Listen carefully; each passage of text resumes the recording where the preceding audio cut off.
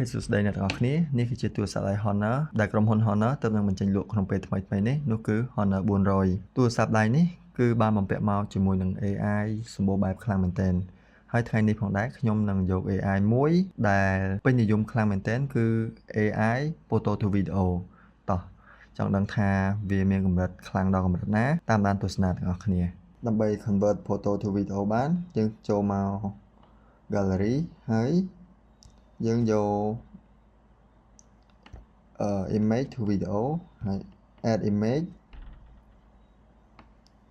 ហើយយើង select រូបមួយណាដែលយើងចង់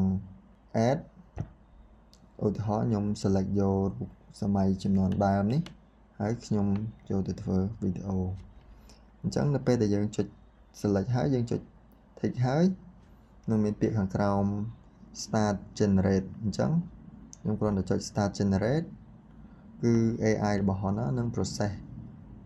យើងគ្រាន់តែអាចរងចាំក្នុងរយៈពេល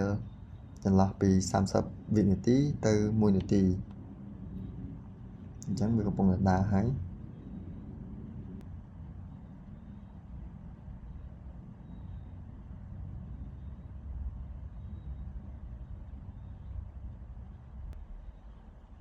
អូខេឃើញថាវីដេអូយើងគឺរួចរាល់ហើយជាក់ស្ដែងទៅលើវីដេអូគឺខ្ញុំគិតថាគុណភាពល្អខ្លាំងមែនទែនវីដេអូដែលដំរីប៉ាកជើងចុះនេះគឺទាំង shadow ទាំងជើងដំណើររបស់ដំរីហ្នឹងគឺដូចជាដំរីពិតៗឬក៏វីដេអូពិតៗដែលយើងបានថតអ្នកទាំងអស់គ្នាអាចសង្កេតមើល shadow ដែលនៅខាងក្រោមជើងដំរីនៅពេលដែលដំរីដើរទៅមុខគឺ shadow ហ្នឹងគឺវាដើរទៅតាមហើយកន្លែងដែលជើងដំរីចាស់ហ្នឹងគឺវាគឺបានចាក់បំពេញជាមួយនឹងលើថ្មដូចជាកម្មជាដើហ្នឹងគឺបានល្អខ្លាំងមែនទែនហើយវាមើលទៅដំរីនៅពេលដែល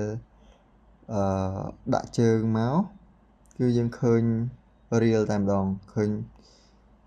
នៅពេលដែលមុននឹងដាក់ជើងដល់ថ្មដូចជើងមុខហ្នឹងជើងមុខខាងឆ្វេងរបស់ដំរីហ្នឹងមុនដាក់ដល់ថ្មគឺរាងស្រួចហើយនៅពេលដែលដាក់ដល់ថ្មគឺមាន shadow ហើយគឺជើងដំរីខាងក្រោមហ្នឹងរីកធំដូចជាវីដេអូដែលយើងថតពិតហើយដំរីហ្នឹងគឺដើរពិតតែម្ដងដូច្នេះហើយ AI របស់ Honor 400ហ្នឹងគឺខ្ញុំគិតថាខ្លាំងមែនទែនល្អមែនទែនដែលអាចផលិតមកជាវីដេអូហើយទាំងកាមេរ៉ា movement គឺមើលទៅដូចពិតតែម្ដងហើយប្លង់ហ្នឹងគឺមើលទៅរស់តែម្ដងដំរីដើរមកមានអារម្មណ៍ថាវាដូចជាដំរីមែនទែនអញ្ចឹងយើងមើលវីដេអូទាំងអស់ម្ដងទៀតគឺមានស្លឹកត្រចៀករលាស់ហើយជើងមុខជើងក្រោយគឺរលាស់ល្អទាំងមនុស្សជិះលើដំរីគឺកាយវិការដោយការជិះដំរីពិតតែម្ដងអញ្ចឹង AI convert photo to video នៅក្នុង Honor 400គឺថ្ងៃនេះខ្ញុំមានតែប៉ុណ្្នឹងទេជួបគ្នានៅវីដេអូខាងក្រោយ